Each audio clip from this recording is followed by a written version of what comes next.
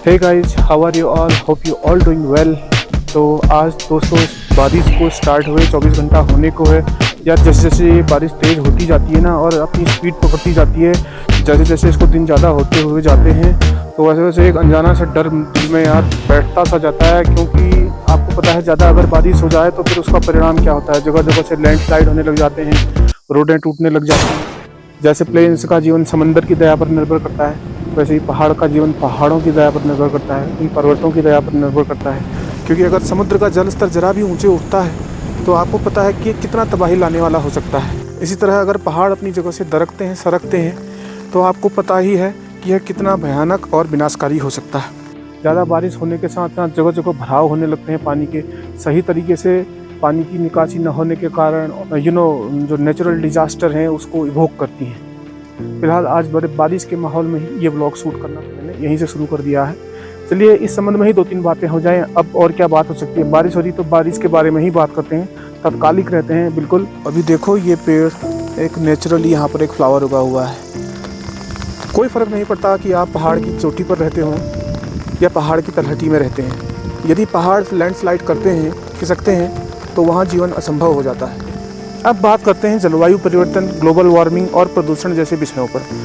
तो क्या आपको लगता है कि ये जो विषय हैं बड़े बड़े सेमिनारों के विषय हैं, ये टेलीविज़न पे आने वाले, समाचारों पे आने वाले और बहुत बड़े बड़े अंतर्राष्ट्रीय समुदायों के बीच में होने वाले सेमिनारों में कहे जाने वाले और इन पर बहस छिड़ने वाले विषय हैं, ये हमें बिल्कुल भी प्रभावित नहीं करते हैं? आपको लगता है कि आप इससे अछूते हैं? और मैंने भी ऐसा अनुभव किया है पिछले 4-5 सालों से। जो सीज़न है कुछ डिले चल रहे हैं। जैसे जब बरसात होनी चाहिए तब बरसात नहीं होती है, उसके 1 महीने बाद होती है। तो ऐसा क्यों हो रहा है? इसी को शायद हम जलवायु परिवर्तन कहते हैं, जो हमारी नेचुरल साइकिल है सीजन्स की, जो डिस्टर्ब हो रही है, इस वजह से हो रहा है। यही तो है जो हमारे जीवन चक्र को प्रभावित कर रहा है। नहीं तो इस समय तक देखिए पहाड़ में घास की कटाई होती है और जो मिलेट्स होते हैं उनको संभाला जाता है इस टाइम पर।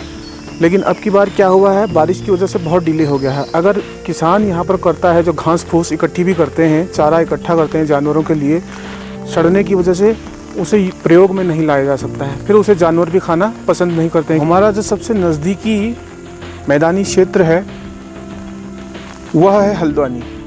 जितनी भी पूरी हल्द्वानी में जगह हैं, तो वहाँ जब भी मैं देखता हूँ घर बनते हुए, तो कहीं ना कहीं मुझे वो पत्थर मिट्टी में, वो भी 10-10 फीट खोदने के बाद जब कॉलम डालने के लिए खोदते हैं, तो वहाँ पर मुझे निकलते हुए दिखते हैं वो गोल गोल पत्थर। इसका मतलब क्या है कि वहाँ की भूगर्भीय संरचना ऐसी है कि किसी समय पर वहाँ पर नदी रही होगी।